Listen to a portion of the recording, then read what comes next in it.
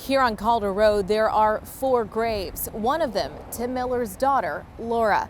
He's the founder of Texas EquiSearch and the focus of a new documentary he hopes will crack these cold cases. The emails, the calls, the text, everything that we've gotten, unbelievable. For Tim Miller, it's been a whirlwind. I'll never forget the day that my daughter disappeared. Watching a Netflix documentary profiling the Texas killing fields, including his story, founding Texas EquiSearch after his own daughter's murder. This is not what I chose in life. It chose me.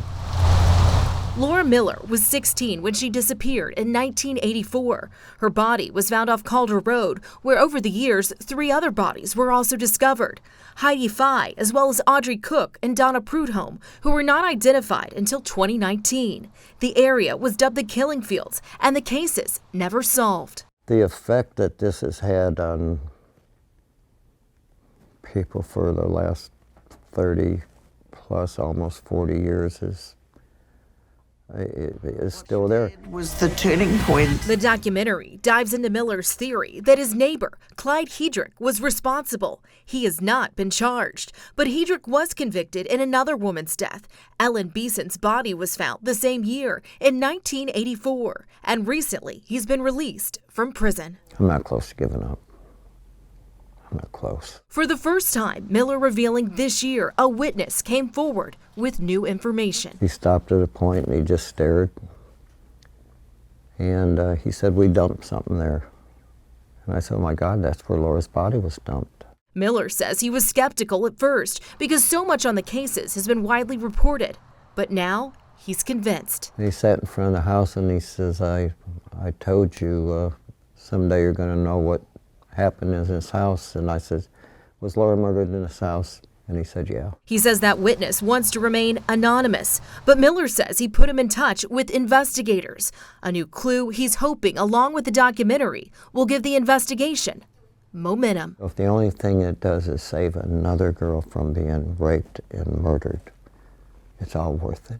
We spoke to Galveston County DA Jack Rohde. He tells us these are still open investigations and they're working closely with League City Police and the FBI. He also told us if they get enough evidence to charge someone, they will, quote, absolutely do so. In League City, Grace White, KHOU 11 News.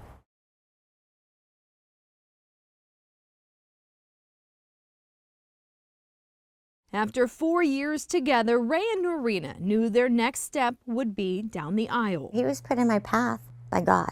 They've been planning their perfect wedding for months, all while Norina has battled stage 4 colon cancer. I'm sorry, dear, you know, you have a mass, and it's stage 4.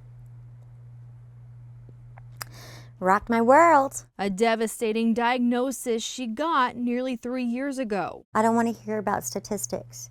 I declare myself a miracle from God, and I will be that miracle. But her recent hospitalization had doctors worried. She wasn't supposed to make it out. So worried, they told Ray to do the one thing they'd been waiting for. Did y'all get married yet?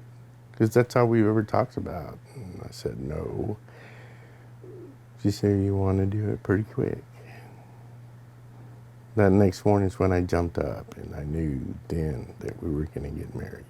November 29th was to be their wedding day. All he had to do was make it happen. We just did it. Within hours, he, along with the staff at Memorial Hermann, brought in a florist, a photographer, even guests, family who dropped everything and drove hours just to be there. The surprise was the beautiful execution of a wedding while she's in an ICU. Everybody is pitching in, getting together, making sure that I have the best wedding ever. And there, it couldn't have been more perfect. In the hospital, and Holy Scripture commends it. The two became husband and wife. Their vows, for richer, for poorer, carrying more weight in sickness and in health, I'm sorry, baby, than just words.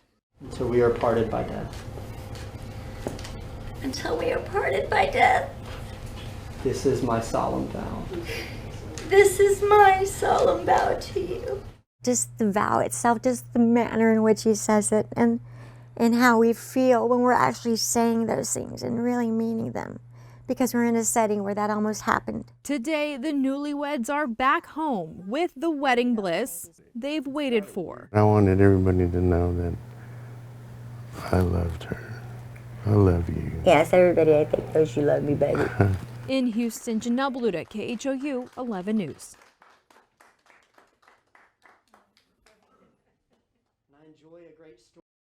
Yeah, I know the feeling. It can be scary when your child has a high fever. Made scarier when you can't find the everyday over-the-counter medicine to bring that fever down.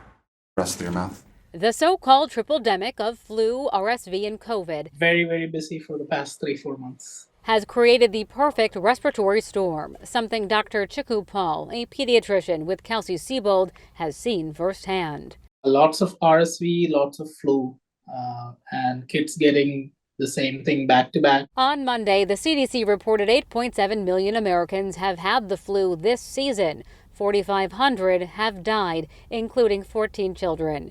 And now it can be hard for parents to find children's Tylenol and Motrin. She got hand, foot, and mouth, and we had a very difficult time finding pain medicine. It happened a few weeks ago to Fort Bend mom Morella Onate Aram when her 9-month-old baby got sick. We went to like 6-8 stores. I was very surprised. We checked in with several stores who are down to a few in stock or none. Even Amazon says deliveries are a couple weeks out. At what temperature would you say a fever needs to be treated? I would say even up to 101 as long as the child is comfortable. Dr. Paul recommends any fever over 101 should be controlled with medication, but a lukewarm sponge bath and drinking lots of fluids can help too.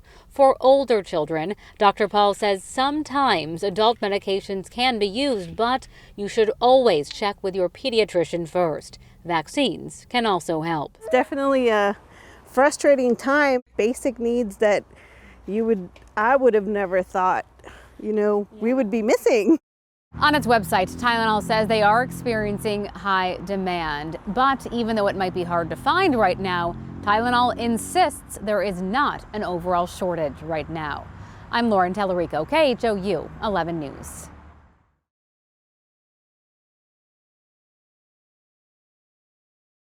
Investigators have had their eye on the suspect, but he was in China. And when he flew back to the U.S. this week for a visit, they arrested him in San Francisco. I remember very clearly. January 30th, 2014, an entire family shot execution style inside their Cypress home on Foster's Creek Drive. Everyone in the Chinese community and in that neighborhood fear about their own safety. At first, people worried it was a hate crime. The family were Chinese nationals. 50-year-old Mao Ye, son, an engineer, his 49-year-old wife, Mei Xia, and their sons, Timothy and Titus, 7 and 9, who attended Sampson Elementary. Yingying's son says the same year of the murders, the Houston Chinese Alliance formed. It held a vigil for the family, attended by 600. I'm very happy to know the updates on this case because for a very long time we think this become a dead case. Now 8 years later, 58-year-old Fang Liu is charged with capital murder, arrested in California, waiting to be brought back to Harris County. Back home in Houston, the biggest question is still why. I think we need the truth to bring justice and let everybody feel peace. Investigators have still not released a motive, but they did tell us the suspect and the father worked together here in Houston. They're asking anyone with information to call Crime Stoppers. They say their work on this case is not done. Lynn?